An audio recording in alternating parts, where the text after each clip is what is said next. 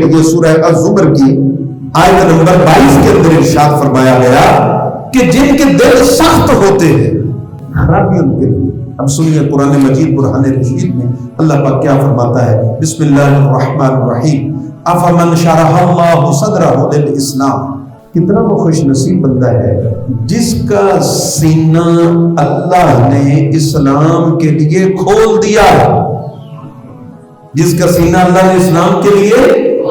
اب حدیث میں آتا ہے اللہ جس پر فضل کرتا ہے, اللہ جس پر کرم کرتا ہے, اللہ کی رحمت جس بندے پر ہوتی ہے, اللہ تعالیٰ اس کا سینہ علم کے لیے کھول دیتا ہے اور اللہ تعالیٰ اس کو اسلام کی اور دین کی سمجھ عطا فرما دیتا ہے. فرمایا فَهُوَ عَلَى نُورٍ مِّن رَبِّهِ, اور وہ اپنے رب کی طرف سے ہدایت پر ہوتا ہے. پھر فرمایا خرابی ہے اس کے لیے, ویل ہے اس کے لیے.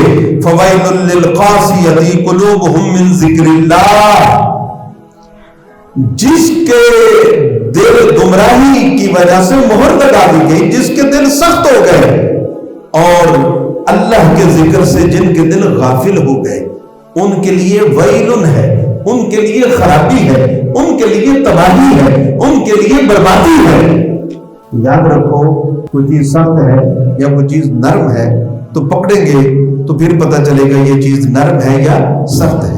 تو دل نرم اور سخت ہونے سے مراد یہ ہے کہ جب دل میں خوف خدا ہو, محبت الہی ہو, اتباع رسول ہو, محبت رسول ہو, عشق رسول ہو اور خوف خدا ہو, اور وہ بندہ سنت رسول پر گامزن ہو اور بزرگان دین کی تعلیمات پر گامزن ہو, تو سمجھ لو اس بندے کا دل نرم ہے, اس بندے کا دل نرم ہے.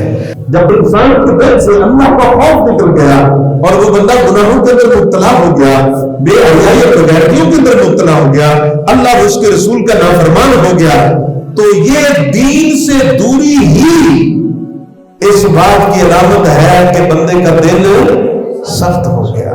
اور اس کی ایک وجہ اور بھی بیان کی گئی کہ دل سخت کیسے ہوتا ہے اور دل نرم کیسے ہوتا ہے, دل زندہ کیسے ہوتا ہے, دل مردہ کیسے ہوتا ہے. رسول اکرم تاجدار انبیاء صلی اللہ علیہ وسلم نے ارشاد فرمایا, حضرت ابو موسیٰ اشعری رضی اللہ تعالیٰ عنہ اس حدیث کے راوی ہیں, آپ صلی اللہ علیہ وسلم نے فرمایا مثل الذی یذکر ربہ والذی لا یذکر مثل الحی والمیت. اللہ کا ذکر کرنے والے کی مثال زندہ کی سی ہے, جو اللہ کے ذکر سے غافل ہو جاتا ہے اس کی مثال مردہ کی سی. یعنی جو اللہ کے ذکر سے ذاکر ہے جس کا دل, تو وہ زندہ ہے. جس کا دل اللہ کے ذکر سے غافل ہے تو اس کا دل مردہ ہے. جس کا دل زندہ ہے وہی نرم ہے, جس کا دل مردہ ہے وہی دل اس کا سخت ہے. اب اس کی ایک اور وجہ بیان کی گئی کہ یہ دل مردہ کیسے ہوتا ہے. رسول اکرم تاجدار انبیاء صلی اللہ علیہ وسلم نے ارشاد فرمایا, حضرت ابو ہریرہ راوی ہے, رسول اکرم صلی اللہ علیہ وسلم نے فرمایا ان المؤمن اذا اذنب كانت نقطة سوداء في قلبه فإن تاب ونزع واستغفر.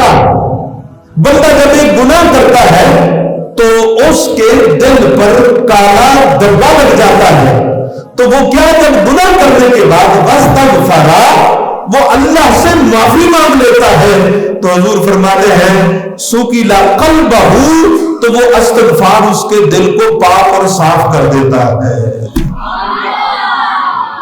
اگر وہ بندہ استغفار نہ کرے, توبہ نہ کرے, اللہ سے معافی نہ مانگے, تو سید الانبیاء صلی اللہ علیہ وسلم نے فرمایا وَإِنْ زَادَ زَادَتْ حَتَّى يَعْلَمُ قَلْبَهُ, پھر اس کے دل پر دبے پہ دبا لگتا جاتا ہے, دل کالا ہو جاتا ہے اور اس کے دل پر اس کی سیاہیاں ہو جاتی, اس کو کہتے ہیں دل مردہ ہو گیا, دل سخت ہو گیا.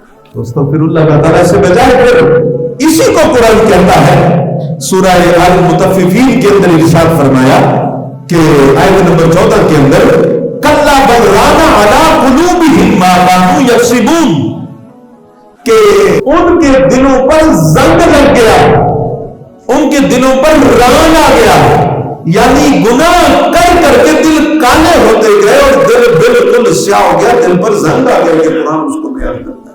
تو یہ گناہوں کے سبب، اس کو کہتے ہیں دل مردہ، اس کو کہتے ہیں دل سخت ہو گیا۔ اور اس کے بارے میں فرمایا گیا کہ فَوَيْلٌ لِّلْقَاسِيَةِ، کہ خرابی ان لوگوں کے لیے، ویل ہے ان لوگوں کے لیے جن کے دل سخت ہو گئے۔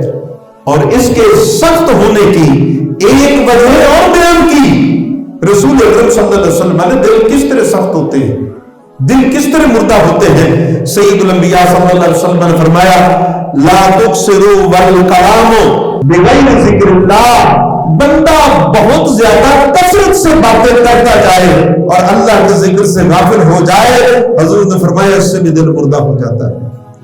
ہمارے ہاں فلاں تو بھی آ گیا، وہ بھی آ گیا، وہ بھی آ گیا، وہ بھی آ گیا، گھروں میں بیٹھے، ڈرائنگ روم میں بیٹھے، چوک و چوراہوں پر بیٹھے، پارکنگ میں بیٹھے، دفاتر میں بیٹھے، گپے گھنٹوں گھنٹوں گپے، سارا دن باتیں، ساری رات گپے۔ تو حضور فرماتے ہیں فَإِنَّ کثرۃ الکلام بغیر ذکر اللہ قسوۃ للقلب، تو باتیں اتنی کرتا جائے کہ اتنی باتیں کرتا جائے کہ اس سے دل سخت ہو جائے، پھر اللہ کا ذکر نہ کرے۔ پھر اس کے بعد حضور صلی اللہ علیہ وسلم نے فرمایا یہ کثرت سے باتیں کرنے والا جب اس کا دل مردہ ہو جاتا ہے تو فرمایا ایسا مردہ دل والا جس کا دل سخت ہو گیا، حضور فرماتے ہیں وَإِنَّ أَبْعَدُ النَّاسِ مِنَ اللَّهِ الْقَلْبُ وَالْقَاسِي، کہ سب سے اللہ کی رحمت سے دور بندہ جو ہوتا ہے، جس کو اللہ کی رحمت اپنی رحمت سے دور کر دیتی ہے، وہ بندہ ہوتا ہے جس کا دل مردہ ہوتا ہے۔ استغفر اللہ۔ اس وجہ سے کثرت سے گپے چھوڑتے جانا، ہنستے جانا، اس سے اپنے آپ کو محفوظ کرے، یہ دل کو مردہ کرتا ہے۔ پھر اس کی ایک اور بیان فرمایا کہ الغناء ينبت النفاق فی القلب، حضور فرمایا یہ موسیقی، یہ گانے سننا، یہ بھی دل کے اندر نفاق پیدا کرتا ہے، یہ بھی دل کو مردہ کرتا ہے، دل کو سخت کرتا ہے۔ تو ہمارے ہاں بعض لوگوں کا کہنا ہے استغفر اللہ علیہ باللہ کہ موسیقی روح کی غذا ہے۔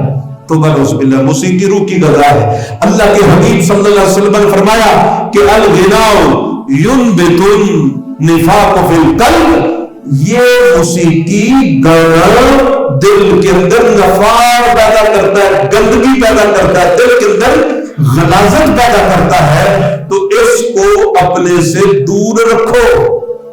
تو حضرت ذی بکر اس قرآن مجید برہان رشید کی آیت مبارکہ سے کہ فَوَيْلٌ لِّلْقَاسِيَةِ قُلُوبُهُم مِّن ذِكْرِ اللَّهِ أُولَٰئِكَ فِي ضَلَالٍ مُّبِينٍ۔ اس سے پتہ چلا کہ رب کہتا ہے کہ خرابی ان لوگوں کے لیے، تباہی ان لوگوں کے لیے، وائل ہے ان لوگوں کے لیے جن کے دل مردہ ہو گئے، جن کے دل سخت ہو گئے۔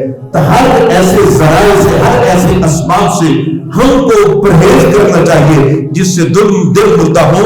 تو اللہ تعالیٰ ایسی مردہ دلوں کو کرنے والی خرافات سے اللہ تعالیٰ میری اور آپ کی حفاظت فرمائے۔